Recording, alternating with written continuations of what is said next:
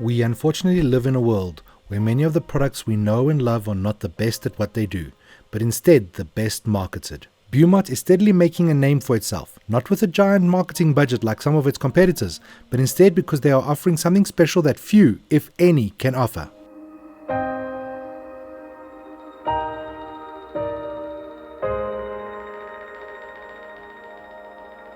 A pannier frame that allows you to switch between hard luggage and soft luggage in an instant. Some of you might say, but there are manufacturers that have removable luggage like that. However, it requires a large plate to be bolted to the pannier frames most of the time. I can't speak for you, but I am not a fan of the look, and more importantly the extra work needed to change between hard and soft panniers. The second advantage that is not unique to Beaumont but still quite rare is a system that has the width of the bike with the luggage be the same to both sides of the bike as opposed to the uneven style many of the competitors have. Beyond that, the quality, fitment and finish is amongst the best in the world. So let's take a look at a few of the options before delving deeper into the details.